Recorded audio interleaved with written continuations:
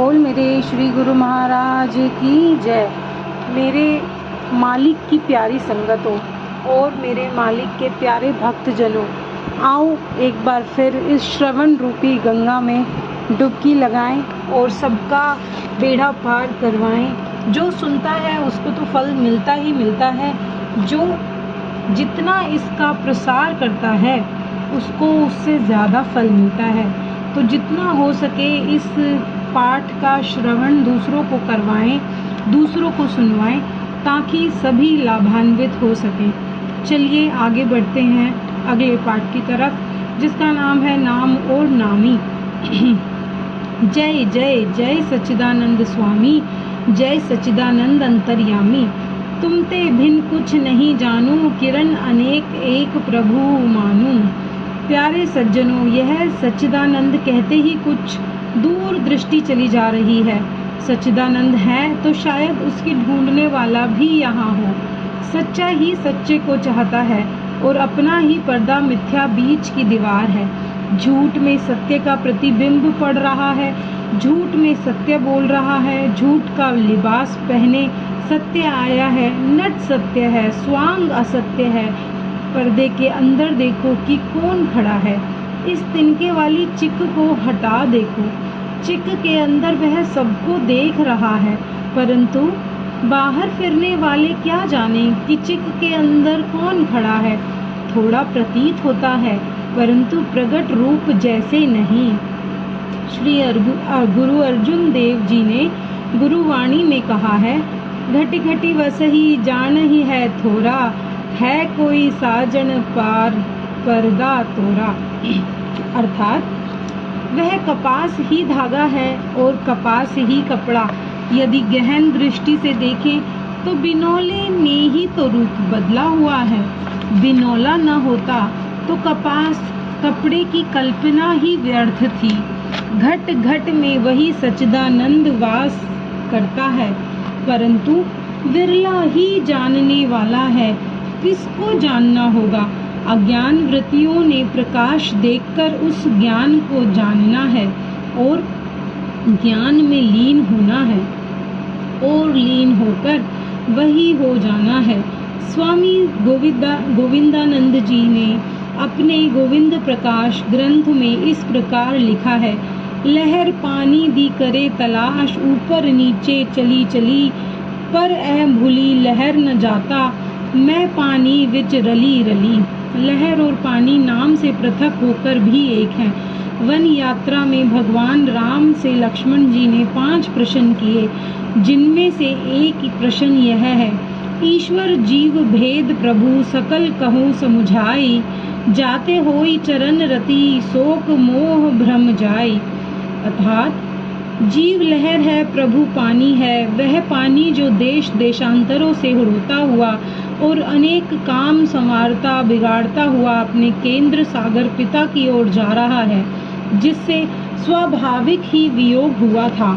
अब प्राकृतिक रूप से ही हर पानी नदी नाला सभी स्थानों पर भ्रमण करता हुआ सागर की ओर जा रहा है। हर जीव मात्र दुख से उपराम रहकर सुख की ओर निरंतर जा रहा है। सदैव ये ही नियम रहा है कि जो वस्तु बिगड़ जाए उसकी खोज की जाती है। प्रभु पर ब्रह्म सत्य चित आनंद है, यह किसी की खोज नहीं करते और न आज तक सुना होगा, परंतु आकार बुद्ध जीव आनंद की खोज में सत्य चित्त तो है, परंतु देहधारी जीव ने उस आनंद रूपी चीनी को रेत में बिखेर दिया है।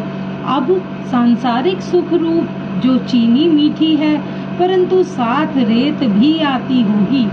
संसार का वह कौन सा सुख है जिसके साथ दुख रूपी रेत नहीं है?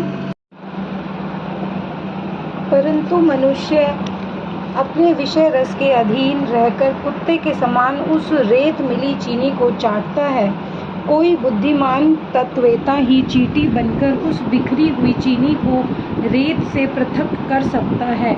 लक्ष्मण जी का वचन सुनकर राम बोले, जीव अनेक एक श्रीकंता, पर बस जीव स्वबस भगवंता। अनेक विचारों वाले को जीव कहते हैं। जब एक को अनेक में बांट दिया हो, अर्थात उसकी शक्ति का खंडन हो गया हो, तभी जीव हुआ। जब अनेक से एक हुआ तो श्रीकांत हुआ। पर वश जीव है, और सो वश अर्थात जिन्होंने इसे वश कर रखा है, उन्हीं को जब यह वश कर लेता है तो यही भगवंत है।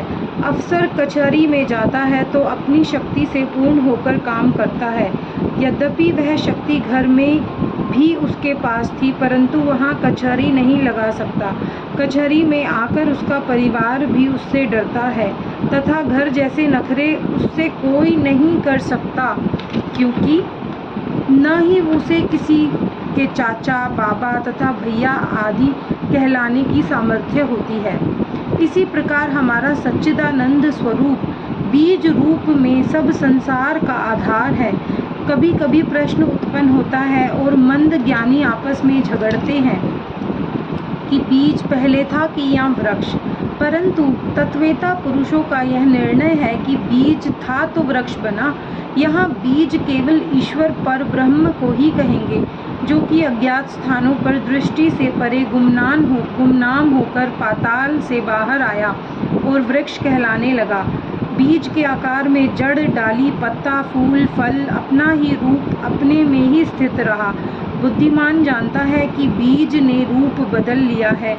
अब वही बीज किन किन मार्गों से होकर जड़ों से तना तथा तनों से शाखाएं और शाखाओं से डाली पत्ते के मार्ग से होता हुआ फिर बीज ही निकला।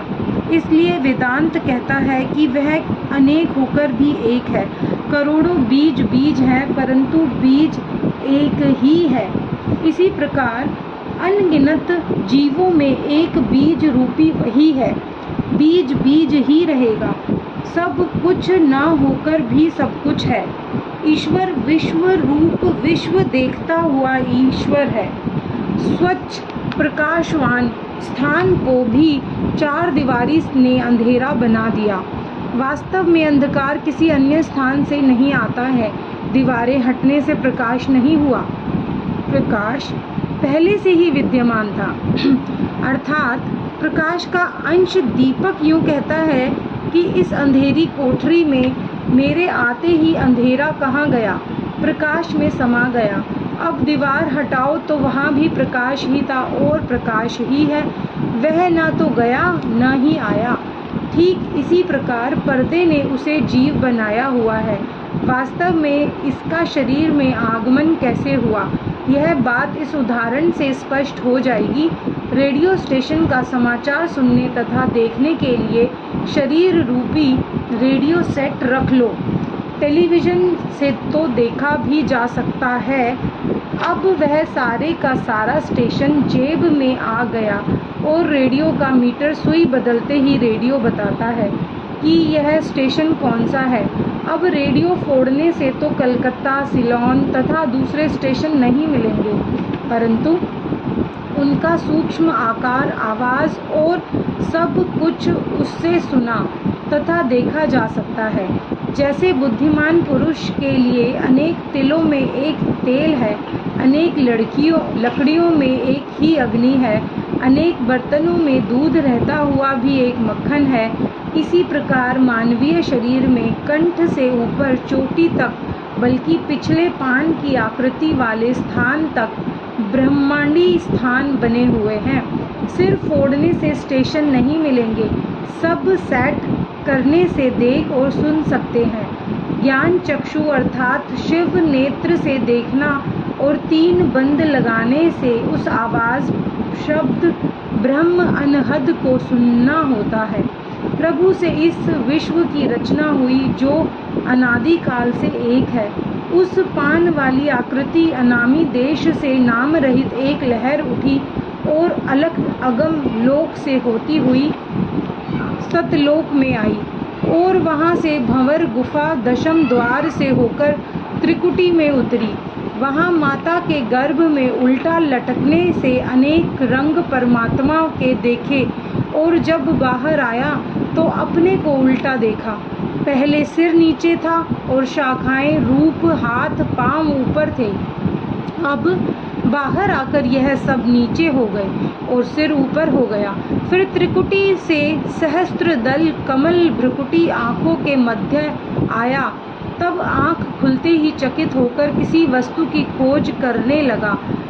जब उस आकारबद्ध संसार में इस सूक्ष्म निराकार का दिल न लगा तो रोने लगा। परंतु चुप कराने वालों ने मन को बहलाने के लिए अनेक साधन उपस्थित किए। सब सुन्न मंडल का निवासी उन वस्तुओं की पहचान करने लगा। कभी खिलौने, कभी प्रकाश वाली वस्तुएं उपस्थित की। कभी माता बहन ने कुछ गाकर अनेक लोरियां देकर इसे बहलाना आरंभ किया। अब उस सतचित आनंद की अंश ने उस आनंद को लेने के लिए दर बदर भटकना आरंभ कर दिया। जहाँ जहाँ भी आनंद का शक पड़ा, बस उसी में जीवन लगा बैठा। जब तक आनंद रहा फूलों में तो गले के हार बने रहे, परंतु जब सुगंधी चली गई तो आकार को फेंक दिया। ठीक इसी प्रकार जब तक पुत्र में आनंद को आनंद दिखाई देता रहा और जब आनंद ने आनंद को न पाया तो अग्नि अर्पण कर दिया। इसलिए हमारे परम पिता श्री गुरुदेव जी ने प्रभु शिव शंकर जी का भाव प्रकट करते हुए जय सच्चिदानंद कहलवाया। वन यात्रा में भगवान राम ने शिवजी ने जय सच्चिदानंद कहकर बुलाया और प्रणाम किया। शायद हम इस पवित्र शब्द को कहते कहते झूठे आनंद भूलकर सच्चिदानंद में सच्चिदानंद ही हो जाएं, क्योंकि हमारा वास्तविक धाम तो वही है। यह तो कुछ दिन भ्रमण करने निकले और वह भी किसी की आज्ञा से आए। हमको सैर की आवश्यकता भी न थी। विदेश में आकर भटकते जीव को तत्वेता ब्रह्मनिष्ठ सद्गुरु ने कृपा करते हुए वास्तविक आनंद तक पहुंचाने का यत्न किया। जो हम सच्चिदानंद ढूंढ रहे थे, उन झूठे आनंदों से जैसा संबंध रखना चाहिए वैसा संबंध रखने को भी समझाया और सच्चिदानंद को प्राप्त करने के लिए जिस ढंग पर चलना था वह भी समझाया। जिसको सहज योग के नाम से पुकारा जाता है, वही मार्ग दाता दीन दयाल जी ने बताया। वैद्य तो वही अच्छा कि बीमारी के आरंभ होने से पहले ही उसके परिणाम तक पहुँचे। इसी प्रकार उस आदि ब्रह्म गुरु रूप में आकर हमको अर्थात हंग को सी आवाज़ दी और आवाज़ आई सो अहंग। इसके दो अर्थ निकलते हैं कि हंग मैं वही हूँ। दूसरा अर्थ यह है कि हंग ने सो में लीन होना है। हंग भाव आकार रूप संसार और नाम रूप के संबंध गुरु के वचन आधार पर विश्वास करता हुआ छोड़ता जाए। अपने आप को अर्थात सुरती को हंग को शब्द सो से मिलाकर ऊपर जाना आरंभ करे। जिस मार्ग से उसका आना हुआ था ठीक उलट कर उसी मार्ग से निज को ले जाए। इसलिए श्री वाल्मीकि जी ने उल्टा जाप जपा अर्थात खेचरी मुद्रा द्वारा जीवा को उल्टा तालु के साथ लगाया और नाभि कमल से प्राण सो कहकर उठा और भ्रुकुटी दोनों भवों के मध्य में ठोकर सी लगाकर ऊपर गया। फिर हंग से लौट आया। वास्तव में लौटने का नाम हंग है, नहीं तो सब सो ही तो है। जिन स्थानों में सच्चिदानंद की अंश आई और जीव कह दिया, उसी मार्ग से इसको वापस भेजना आरंभ किया। जब अंदर का आनंद थोड़ा प्रतीत होने लगा तो बाहर का झूठा आनंद अपने आप रह गया। इस पर गुरु अमरदेव जी तीसरी पातशाही ने लिखा, आनंदू आनंदू सबू कोई कहे, आनंदू गुरु ते जानिया। जब सुरती जीव ने सो शब्द की पहचान कर ऊपर जाना आरंभ किया तो नीचे का आकार बद्ध शरीर जड़ प्रतीत हुआ। आकाश मार्ग में पहले चंद्रलोक, सूर्यलोक और अनेक तारामंडल की सैर हुई। इस सैर ने दुनिया की सैर की सुधि भुला दी। तब ऊपर जाने की जिज्ञासा उत्पन्न हुई और गुरु चरणों में विश्वास और प्रेम बढ़ने लगा। उस निराकार शुद्ध ब्रह्म में लीन होने को प्रकट अग्नि रूप गुरु की मूर्ति का ध्यान सहायक हुआ, जो कि साधक के लिए अत्यंत आवश्यक है। इस ध्यान से पूरी तरह अपने स्थूल शरीर का ध्यान छूट गया, यहाँ तक कि स्थूल नक्शे जो अंदर थे, वहाँ मूर्ति के ध्यान ने वह नक्शे निकाल दिए। आगे सुरती सहज में चलने लगी और भंवर गुफा में होकर आगे सतलोक का मार्ग ढूंढा। इस स्थान के निवासी श्री गुरु नानक देव जी माने गए हैं। फिर यह योगी मक्खन के समान लस्सी छाछ में तैरता हुआ लस्सी रूप संसार में फंसता नहीं, अर्थात मिलता नहीं। आगे का भेद समय आने पर खुलेगा। अजब तमाशा पानी दे विच मछली फिरे तिहाई, लड़का बगल शहर विच होका रो रो पावे छाही। जात साई दी बंदा आपे ढूंढे जात इलाही, धर्मदास दस कौन छुड़ावे जो फाथा बिन फाई। इस पर एक भजन है। मैं जो कुछ देखता हूँ वो आनंद बतला नहीं सकता, या वो जाने जो खुद देखे जवा पर आ नहीं सकता। बिना धरती बिना मंदिर बिना मूर्ति ध्यान धरना, बिना पांव सफ़र करना हर एक जहाँ का नहीं सकता। चमक वहाँ की निराली है, बुलबुल है ना माली है, संत खेले दिवाली है, भेद कुछ पा नहीं सकता।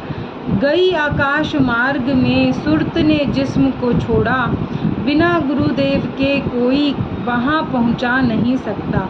जो पांचों द्वार बंद करके गए ऊपर मगा अपने, न जिस्म ए जान न वहाँ दुनिया, अंत कुछ आ नहीं सकता। शब्द सतगुरु ने लीना, उसी से साफ है सीना। उठा आवाज एक झीना, दास वह गा। मैं जो कुछ देखता हूँ वो आनंद बतला नहीं सकता। मैं जो कुछ देखता हूँ वो आनंद बतला नहीं सकता। या वो जाने जो खुद देखे जवां पर आ नहीं सकता।